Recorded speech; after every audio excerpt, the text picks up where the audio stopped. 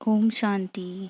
आज हम बात करेंगे मुरली की विशेष पॉइंट पर। आज की मुरली है 25 सितंबर 2024 की।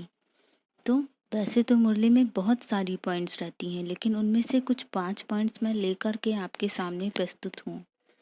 तो पहला पॉइंट है, एक बाप के सिवाय और कोई भी याद ना आए।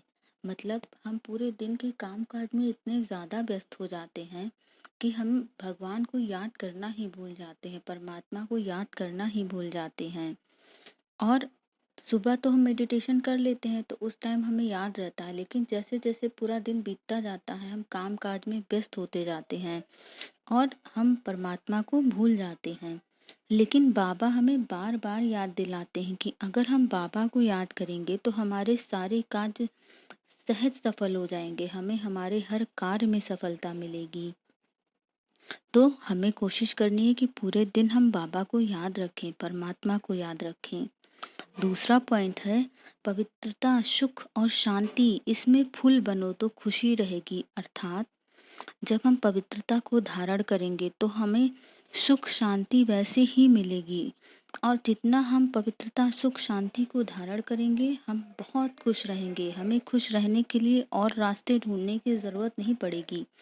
जो आजकल के दौर के हम अलग अलग रास्ते ढूंढते हैं, फ़ोन चलाते हैं, टीवी देखते हैं अपने मन को खुश रखने के लिए, तो हमें ये सब करने की ज़रूरत नहीं पड़ेगी, हम वैसे ही खुश रहेंगे। तीसरा पॉइंट है, पावन बनकर पावन बनाने की सेवा करनी है।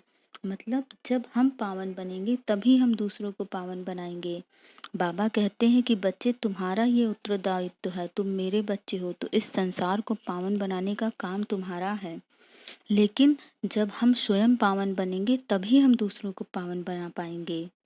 चौथा पॉइंट है, विनाश के समय ईश्वरीय राय लेने के लिए प्रीत बुद्धि बन जाए, बन याद में रहे व दैवीय गुणों को धारण करने की रेश करनी है। मतलब जब विनाश का समय आएगा तब हम उस टाइम परमात्मा को याद नहीं कर पाएंगे, क्योंकि इतना टाइम ही नहीं रहेगा। इसलिए जब हम परमात्मा को अभी से याद करेंगे तो हमारा जो बुद्धि है वो प्रीत बुद्धि बन जाएगा और हमारे अंदर दैवीय गुण अपने आप आते जाएंगे। कहते हैं ना कि अगर एक बाल्टी में गंदा पानी भरा है और आप ऊपर से उसमें साफ पानी डाल रहे हैं तो गंदा पानी अपने आप साफ हो जाएगा, निकल जाएगा। तो इसलिए जब हम परमात्मा को याद करते हैं तो हमारे अंदर स्वतः ही दैवीय गुण आ जाते हैं, और इन्हीं दैवीय गुणों को धारण करने के लिए हमें रेश करनी है। मतलब समय बहुत तेजी से बीतता जा रहा है, तो हमें परमात्मा को याद करने में एक भी समय व्यर्थ नहीं गंवाना है। हर टाइम हमें परमात्मा को याद करने की कोशिश करनी है, और जितना जितना हम परमात्मा को याद करते जाएंगे हमारे अंदर दैवीय गुण स्वतः ही आते जाएंगे। पांचवा पॉइंट है, बाबा ने कहा है, शुद्ध संकल्पों के घेराव द्वारा सेफ्टी का अनुभव करने और कराने वाले शक्तिशाली आत्मा भव।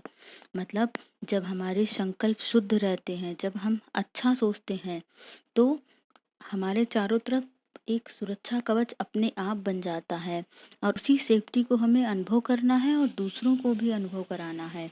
और जब हम शुद्ध संकल्प करते हैं तो जो हमारी वाइब्स है वो बहुत स्ट्रांग बन जाती है, तो हम अपने आप को स्वतः ही शक्तिशाली अनुभव करने लगते हैं।